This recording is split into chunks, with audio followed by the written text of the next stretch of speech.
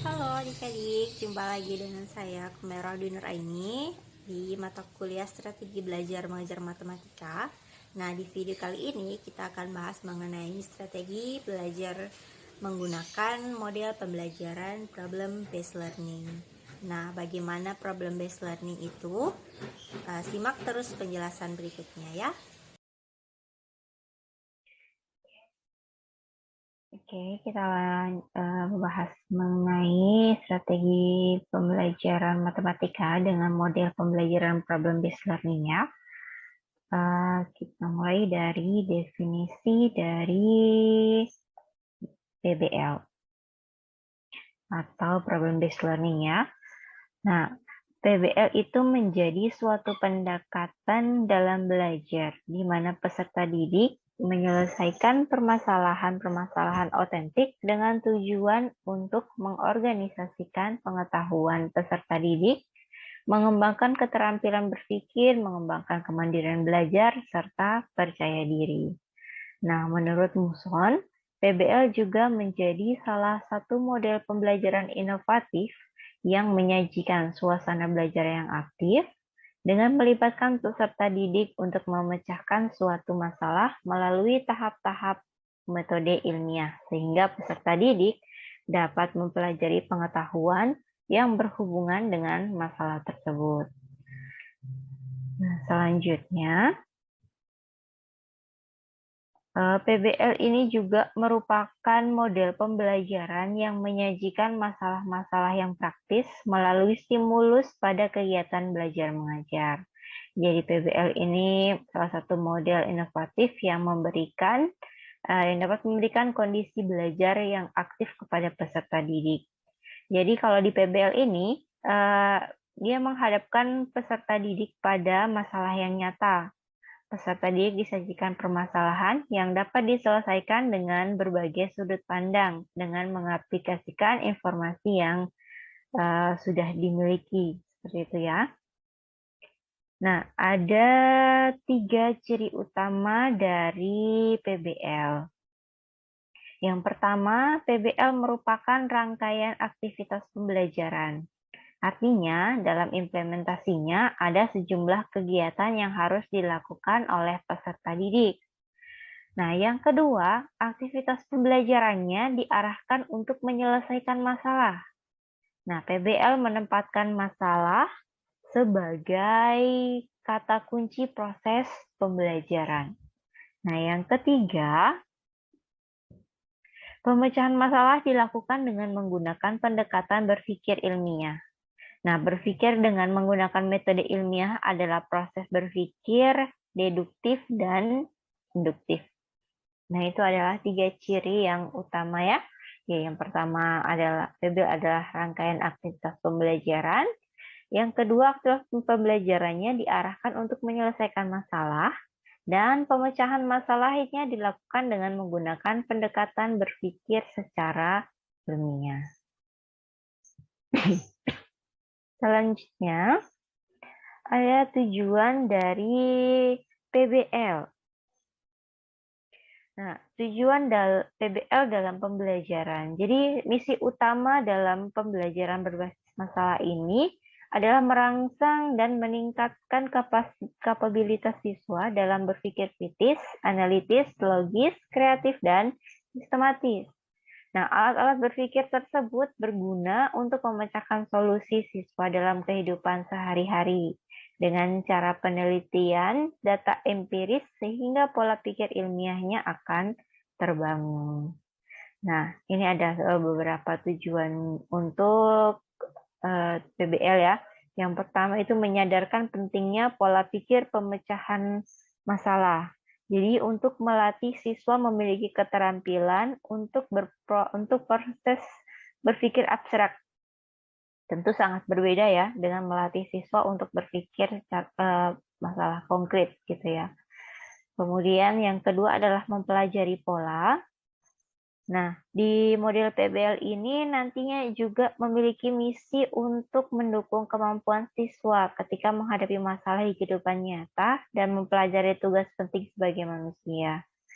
Nah, PBL juga sangat penting untuk pemecahan masalah terutama saat melakukan suatu kerjasama ya. Yang ketiga adalah mempelajari kemandirian. Nah, dengan menantang siswa untuk terus menemukan solusi dari masalah dalam realitas yang diciptakan siswa sendiri, ini bisa berdampak pada pengembangan mental yang lebih solid. Jadi, mentalnya bisa lebih kuat, seperti itu ya. Nah, selanjutnya ada sintaks atau langkah-langkah pembelajaran berbasis masalah ini ya, PBL ini. Nah, langkah-langkahnya itu ada 8 tahap. Yang pertama adalah mengidentifikasi masalah, mengumpulkan data, kemudian menganalisis datanya. Tahap yang keempat adalah memecahkan masalah berdasarkan pada data yang ada dan analisisnya. Kemudian yang kelima adalah memilih cara untuk memecahkan masalah. Yang keenam, merencanakan penerapan pemecahan masalah. Yang ketujuh, melakukan uji coba terhadap rencana yang ditetapkan. Dan yang terakhir adalah melakukan tindakan atau action untuk memecahkan masalahnya. Nah, 4 tahap yang pertama ini itu diperlukan untuk berbagai kategori tingkat berpikir. Nah, sedangkan 4 tahap berikutnya itu harus dicapai kalau pembelajaran dimaksudkan untuk mencapai keterampilan berpikir tingkat tinggi. Gitu. Nah, ini ada sintaks pembelajaran menurut Reta ya, tahun 2012. Jadi ini lebih rinci lagi, jadi dibagi menjadi 6 tahap, 5 tahap. Jadi tahap pertama itu orientasi peserta didik pada masalah. Nah, di sini ada deskripsi tingkah laku pendidik ya, guru, dosen, seperti itu. Jadi pada tahap 1, orientasi peserta didik pada masalah, pendidik menjelaskan tujuan pembelajaran, menjelaskan logistik yang diperlukan, misalnya persepsi ya, mengajukan fenomena atau demonstrasi atau cerita untuk memunculkan masalah, memotivasi peserta didik dalam pemecahan masalah yang dipilih. Itu tahap pertama. Kemudian tahap yang kedua, sebentar kita back ya, kita bahas dulu satu persatu saja. Di tahap pertama ini, jadi ada 4 aspek penting ya kalau di tahapan yang pertama ini yang harus diingat. Jadi yang pertama itu kalau PBL itu lebih mengutamakan pada penyelidikan masalah-masalah dan bagaimana peserta didik menyelesaikan masalah tersebut. Jadi bukan kepada transfer informasi baru kepada peserta didik ya. Jadi terus yang kedua, permasalahan yang disajikan kepada peserta didik itu biasanya berupa permasalahan yang rumit dan kompleks, serta memiliki banyak cara dalam penyelesaiannya. Terus yang ketiga itu, peserta didik juga terus didorong untuk memberikan pertanyaan-pertanyaan selama mencari informasi atau melalui eksperimen. Jadi pendidik juga harus berperan sebagai pembimbing ya untuk mengarahkan kegiatan pembelajaran. Namun tadi juga harus berusaha untuk bekerja mandiri dengan teman-temannya ya, secara berdiskusi. Yang keempat itu semua peserta didiknya diberi kesempatan yang sama dalam mengemukakan ide dan pendapatnya. Seperti itu ya, itu ada 4 aspek penting di tahap yang pertama untuk dipahami. Nah, tahap yang kedua itu mengorganisasi peserta didik untuk belajar. Nah, di sini pendidiknya membantu peserta didik untuk mendefinisikan dan mengorganisasikan tugas belajar yang berhubungan dengan masalah tersebut. Jadi nanti PBL ini melatih peserta didik dalam bekerja sama atau berkolaborasi untuk memecahkan suatu permasalahan.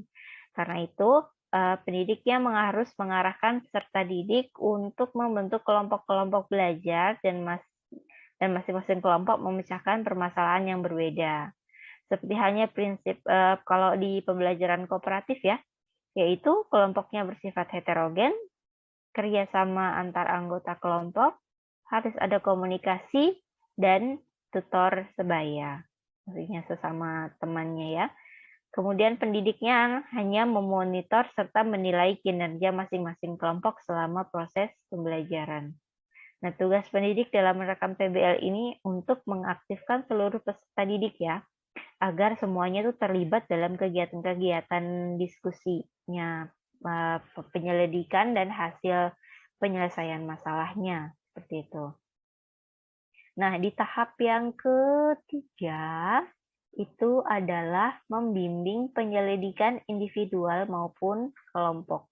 Nah, di sini pendidiknya harus bisa mendorong peserta didik untuk mengumpulkan informasi yang sesuai, melaksanakan eksperimen, untuk mendapatkan penjelasan dan pemecahan masalah. Nah, penyelidikan ini ya, di tahap ini tuh adalah inti dari PBL. Jadi meskipun setiap situasi permasalahan memerlukan banyak teknik penyelidikan yang berbeda, tapi kan pada umumnya melibatkan karakter yang identik ya, yaitu pengumpulan data dan eksperimen, kemudian berhipotesis dan penjelasan, kemudian memberikan pemecahannya. Nah, pengumpulan data dan eksperimentasi itu merupakan aspek yang sangat penting ya di tahap ini ya, terutama untuk PBL-nya ya, karena tahap ketiga ini merupakan inti dari PBL sendiri. Nah, di tahap ini nanti tuh pendidik juga maaf.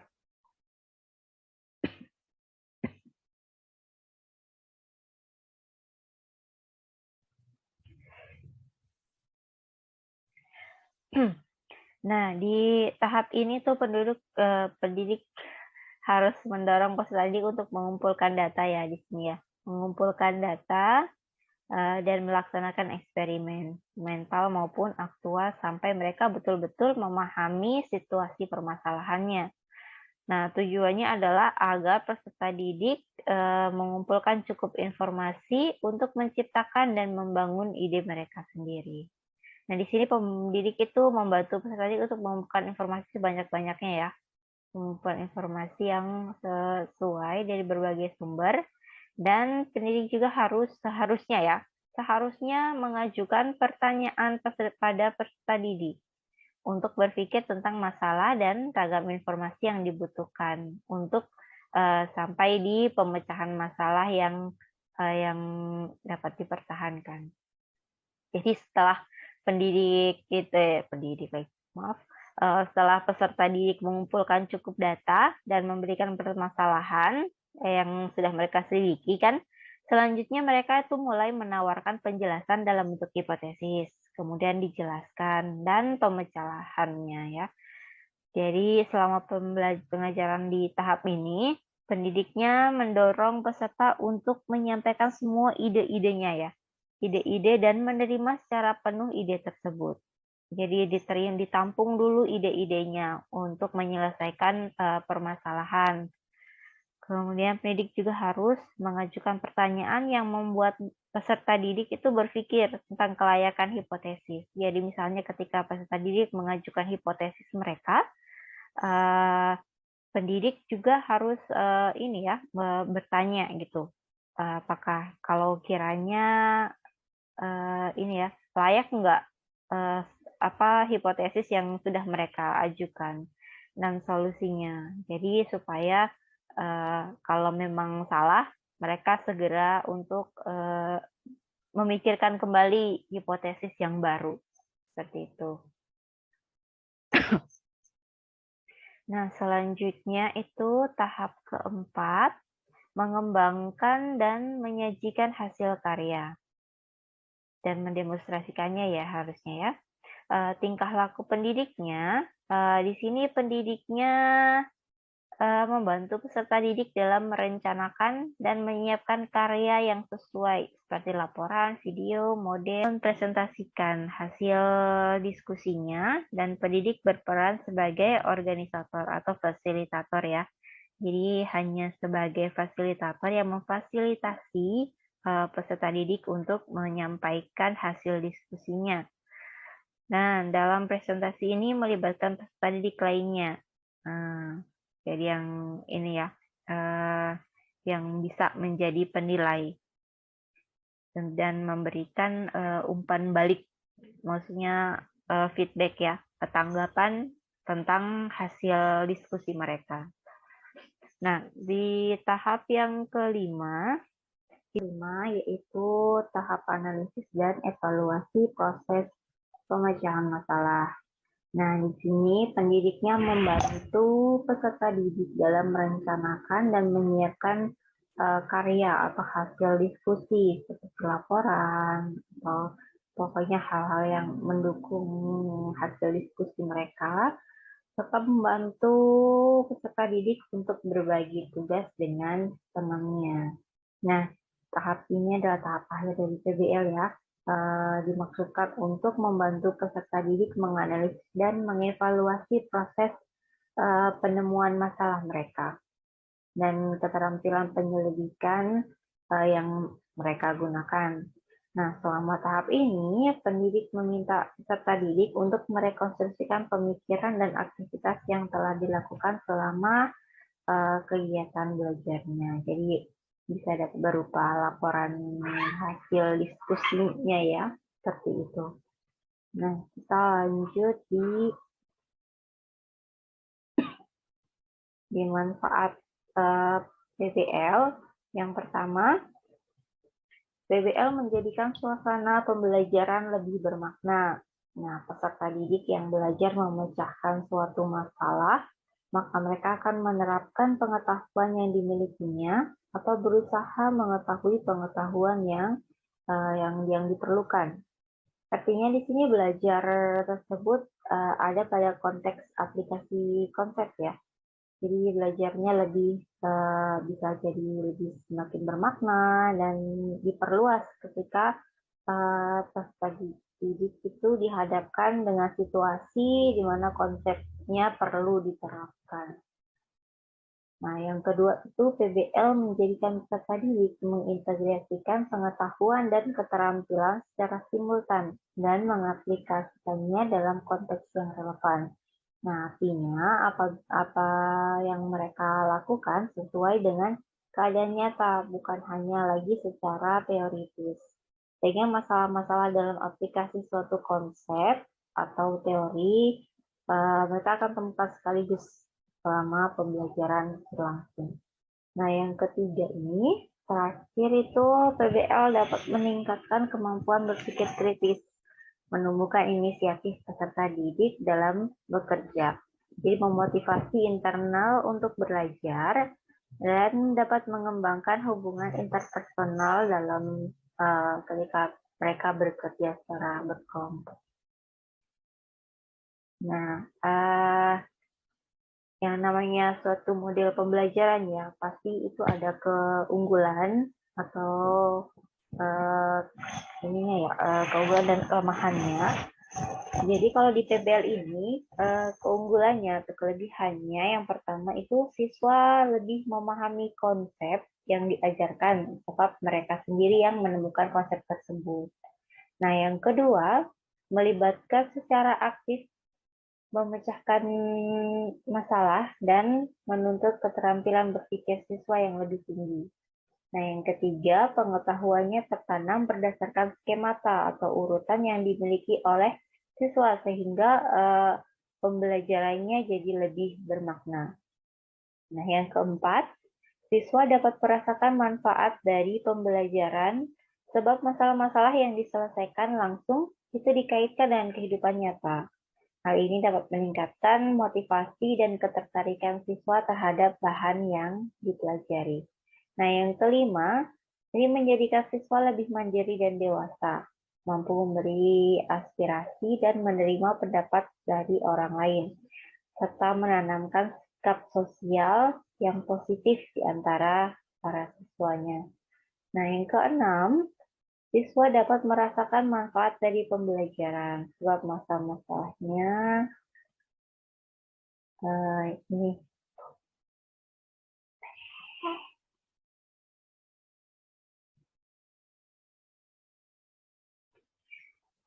Nah, keunggulan yang keenam ini, pengkondisian siswa dalam belajar kelompok yang saling berinteraksi terhadap pembelajaran dan temannya, sehingga pencapaian ketuntasan siswa dapat diharapkan.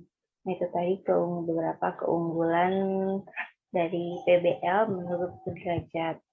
Nah, selanjutnya, selain kelebihan, ada kekurangannya. Nah, yang pertama, bila pembelajar atau peserta didik tidak mempunyai inisiatif atau semangat dan permasalahan terlalu sulit dipecahkan, siswa akan merasa jenuh untuk hanya sekedar mencoba. Jadi, nyoba aja udah malas gitu ya. Kemudian yang kedua, kesuksesan pembelajaran berbasis masalah itu harus mengorbankan persiapan dan waktu yang tidak sedikit.